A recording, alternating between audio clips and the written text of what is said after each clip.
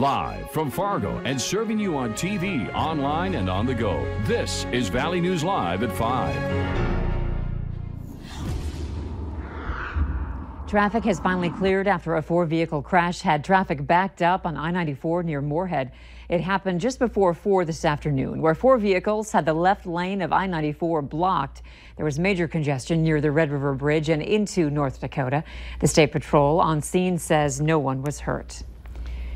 New information tonight. We now know the fate of a Fargo man who was accused last year of punching and ultimately killing another man in downtown Fargo.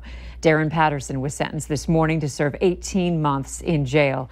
Attorney Bruce Quick says today's sentencing was part of a plea deal. Back in June, Patterson pleaded guilty to aggravated assault and negligent homicide. Valley News Team's Veronica Marshall has been following this story for you and joins us live now with more. Veronica?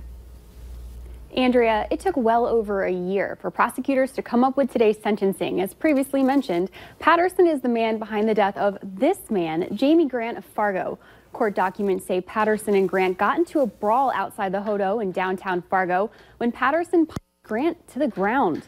Now, today was a moment of truth for prosecutors and the defense. In courtroom 201, the judge accepted Patterson's 18-month sentence for Grant's death. But Patterson may not end up serving the entire 18 months.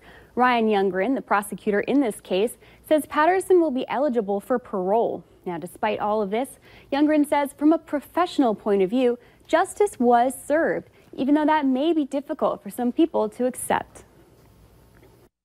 I absolutely sympathize, as I said, with the idea that there couldn't be enough time.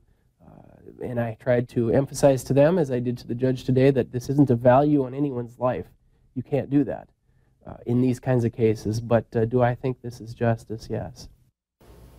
Youngren says if the prosecution had taken this case to trial and lost, Patterson could have walked out of the courtroom as a free man, and that wasn't a risk he was going to take. He does say, though, on a personal level, when it comes to losing a loved one like this, no amount of jail time ever feels like enough.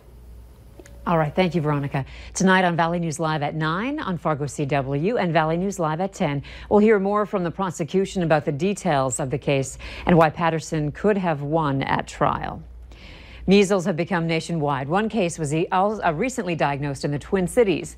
Just in time for the school year to start, Valley News Team's Rose Itzkovitz talks to the experts about the importance of vaccinations. Almost all the persons who have been afflicted with measles in the United States have either been unvaccinated or undervaccinated for age. North Dakota hasn't seen a case of the measles since 2011. But the CDC says from the beginning of January up to mid-July, 107 cases were reported across 21 states in the U.S. In 2000, a panel of experts declared the endemic transmission of measles in the United States had been eradicated. So then, how are we still seeing so many cases? Almost all of our cases are imported from other countries. And that was the case earlier this week in Minnesota, when a Hennepin County child was diagnosed after returning from Africa. Shirley Dykeshorn with Lutheran Social Services tells me the vaccine requirements for those entering the country are just as tight. They require immunization records to be up to date and those immunizations to be secured. So how are people getting out of vaccinations? If you've got people that move frequently, there's a chance that they might have not kept up to date. Some kids, when they move, they either forget to bring their records with them, or it's harder for us to, they may be in different states, and sometimes it's hard for us to acquire those records. And as students head back to school, the vaccine is required here in both North Dakota and Minnesota. But there are some exemptions. One is for religion. Another is medical. People who are receiving chemotherapy for cancers or certain kinds of immunosuppressants. But Dr. Moriello says one thing that shouldn't be a factor. There is no connection at all between measles, mumps, rubella, and autism. That's been thoroughly looked at in the literature, and there is no connection whatsoever. The MMR vaccination rate here in North Dakota for kindergartners is nearly at 95% this year. It's obviously good news. We'd like to see about a 95% coverage rate because then that indicates that we will have herd immunity where we're protecting others around us. Which is why doctors stress the importance of vaccinations. Measles can kill you. The decision to remain unvaccinated is a decision to leave yourself or your child at risk for death or disability. Rose Itzkovitz, Valley News Live. We're told measles vaccinations are 95 to 98% successful when given both doses. And while measles cases this year are on track to surpass last year's numbers, they are still down from 2014. That year saw the highest numbers in recent years at more than 650 cases. Not a lot has changed the last few days. Still quiet and warm. Hutch, how about any changes for this evening? No, more of the same. However, we do have some smoke heading our way. First and foremost, temperatures across the region. We have a cool pool to the north and also to the south. Here in the central Red River Valley, mid-80s in Fargo, 92 in Bismarck. Here is a look at the satellite and radar. Pretty quiet conditions, a few sprinkles moving into northeast North Dakota. But the grayish color that you see here, the smoke pushing in from the north and northwest into the northern valley. That's limiting some of the sun reaching the ground and your temperatures there. An air quality alert all the way until Sunday for much of northern Minnesota. For tonight, we'll see increasing haze and smoke here in the FM area as it drifts our way. Temperatures slipping down into the 70s for much of our evening. Likewise for Grand Forks, 70s on the way. We'll have details on some mighty hot weather for many of us as we head toward the weekend here in just a couple of moments. Okay, thanks, Hutch. An inmate accused of using a hammer to kill a Minnesota prison guard has been indicted on first-degree murder charges. 42-year-old Edward Mohammed Johnson is accused of killing Department of Corrections officer Joseph Gom at the Stillwater prison on July 18th. Johnson was initially charged with second-degree murder and assault. He's now charged with first-degree premeditated murder and first-degree murder of a prison guard. According to the new charges, Johnson repeatedly struck Gom in the head and face with a hammer that he checked out from an industrial workshop on the third floor of the correctional facility. Minnesota state law requires a grand jury to approve the more serious charges. Johnson is serving a 29-year sentence for a fatal stabbing in 2002. A suspect is behind bars after a deadly stabbing in the Twin Cities. It happened in the parking lot of the old Oltman Middle School in St. Paul Park.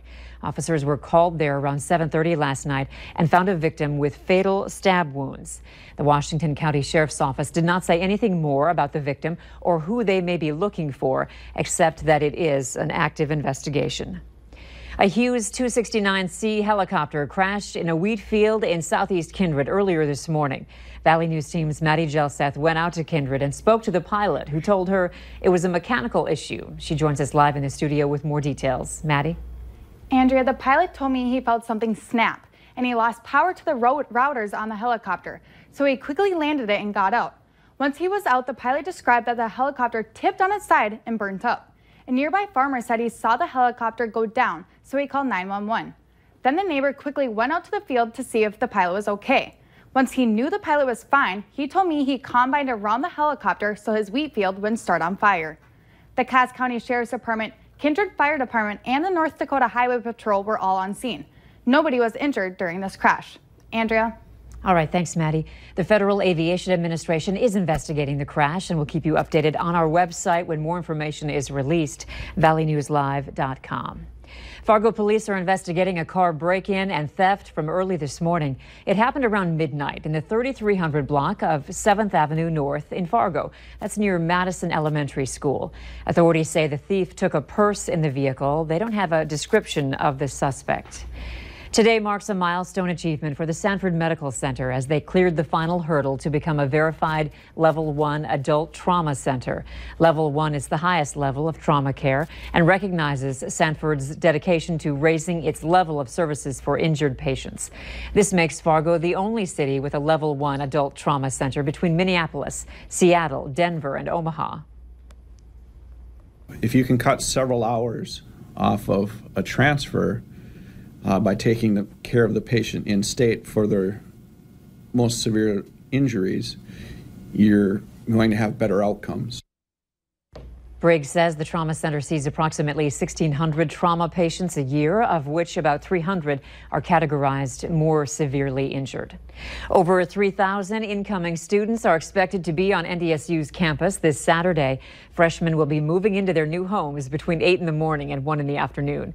Volunteers will be outside the dorms again this year to help students unload and carry their belongings to their rooms. And while move-in day can be overwhelming for some, staff at NDSU are reminding students they are not alone. we naturally just kind of progress them into situations where they're sitting next to a stranger, they're going to naturally talk to them, and who knows, that may become their best friend. As far as routes to take, there will be signs and detours set up around NDSU's campus to make sure that you are directed to the right area. More mosquito spraying tonight in Grand Forks and East Grand Forks. Crews will spray from 8 until midnight in East Grand Forks and 8:30 p.m. to 11 p.m. in Grand Forks. Grand Forks Mosquito Control is still identifying the West Nile virus in birds and mosquitoes, so both cities are urging you to take extra precautions to avoid being bitten by mosquitoes.